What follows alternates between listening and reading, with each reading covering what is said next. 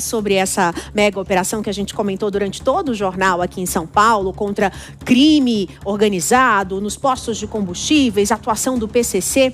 O governador Tarcísio de Freitas falou mais cedo numa coletiva e teve uma repercussão também que ele teria tentado tirar o protagonismo de cima dessa operação, porque Tarcísio vem comentando desde antes, na verdade desde o ano passado, que o estado de São Paulo está atuando já no combate ao PCC e às facções criminosas. Quem tem esses bastidores é a Beatriz Manfredini, nossa jornalista, apresentadora, repórter aqui da Jovem Pan, especialista em política.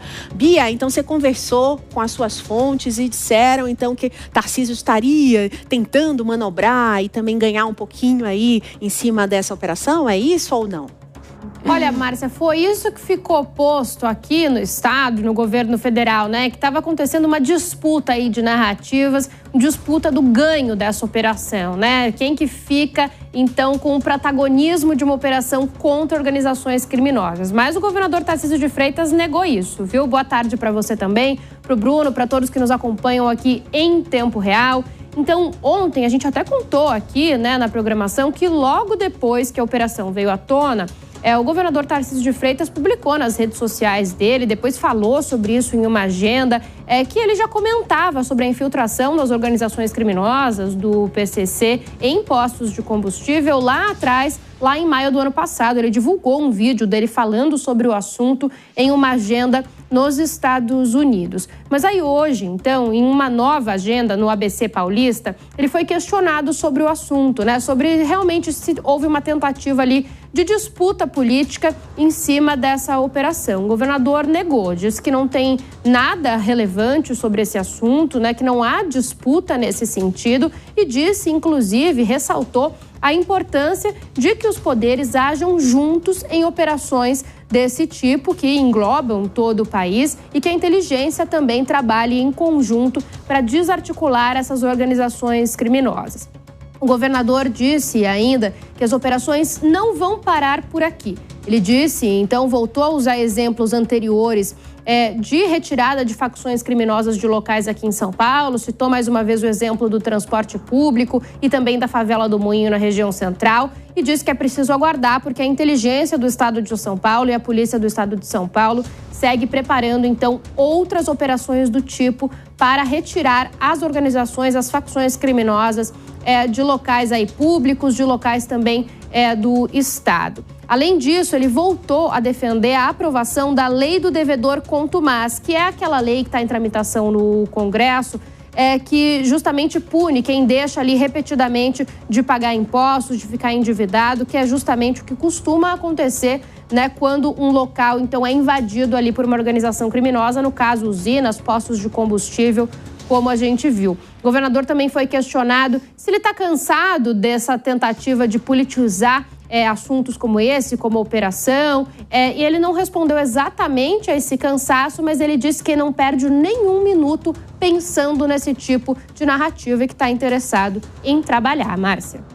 Agora, Bia, o governador também fez uma declaração um pouco polêmica, né? Dizendo que pode ser aprovada na Câmara a anistia, né? Aquela aprovação que é tão esperada pela direita e pela família Bolsonaro. Ele apoia, inclusive tem batido nessa tecla, mas existe essa possibilidade? Porque todos os caminhos que a gente tem acompanhado até aqui mostram que não, né?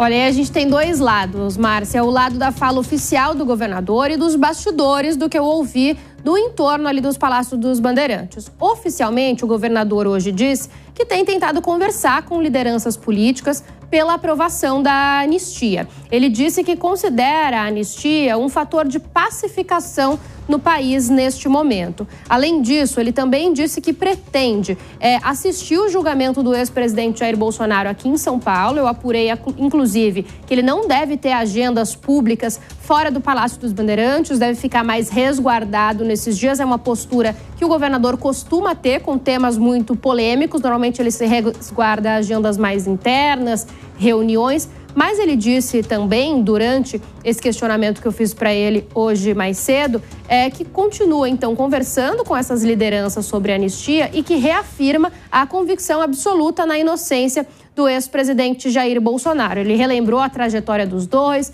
disse que foi ministro, né, então, de Bolsonaro, que via ali o dia a dia dele e que tem certeza absoluta e convicção na inocência do ex-presidente. Aí a parte dos bastidores que eu comentei, que eu conversei com algumas pessoas sobre essa possibilidade de anistia.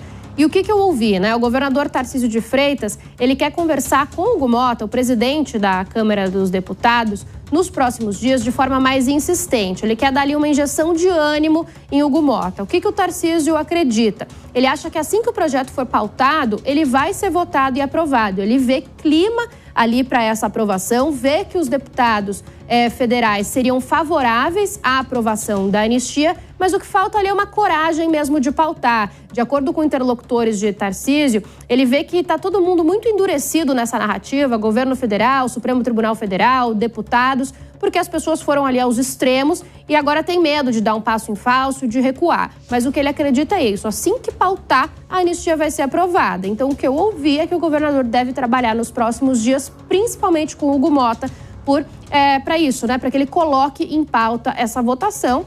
Vamos acompanhar, vamos ver como é que fica, né, Márcia? Lembrando que essas informações estão lá na minha coluna no site da Jovem Pan. Tem todo esse bastidor da anistia que saiu agora há pouco, tá bem quentinha ainda a notícia. Então vamos lá, no jovempan.com.br, o nosso site, então pode ir na coluna da Bia Manfredini. E se você ainda não é nosso assinante, vá fazer a sua assinatura, porque tem muita informação em tempo real para você. Obrigada, Bia, boa tarde, bom trabalho.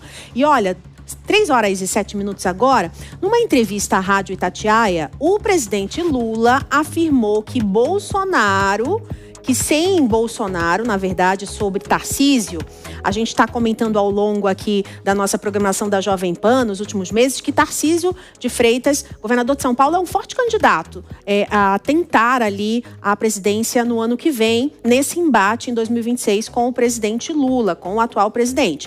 E nessa entrevista, Lula fez essa afirmação. Falou, sem Bolsonaro, Tarcísio não é nada. Vamos ouvir. O Bolsonaro, nós temos que reconhecer que o Bolsonaro tem uma força no setor de extrema-direita muito forte. O Zema não seria nada sem o Bolsonaro. Então, eu acho que o Zema vai fazer o que o Bolsonaro quiser. E o Tarcísio também? Não, melhor, desculpa, não é o Zema, não. É o Tarcísio. Ele vai fazer o que o Bolsonaro quiser. Até porque sem o Bolsonaro ele não é nada. Ana Beatriz Hirsch, qual a força de Tarcísio com e sem Bolsonaro, Ana? Márcia, eu acho que o Tarcísio, nos últimos anos, ele ganhou vida própria. Inclusive, tem muitos apoiadores de direita que já estão cansados de toda essa confusão envolvendo a família Bolsonaro e que hoje veem num Tarcísio uma esperança de alguém que é mais moderado, de alguém que dialoga melhor com a esquerda.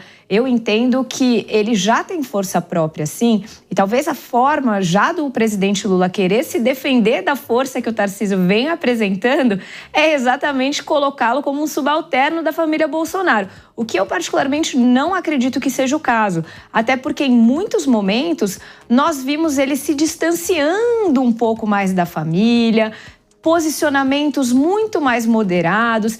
Essa própria questão da anistia, apenas recentemente ele começou a falar abertamente. Até então, ele mantinha uma postura muito cautelosa. E eu acho que pessoas nesse aspecto, com essa cautela toda, estão conseguindo ganhar o apoio de muitos daqueles que já não aguentam mais essa polarização extrema que a gente tem vivido com Lula e Bolsonaro.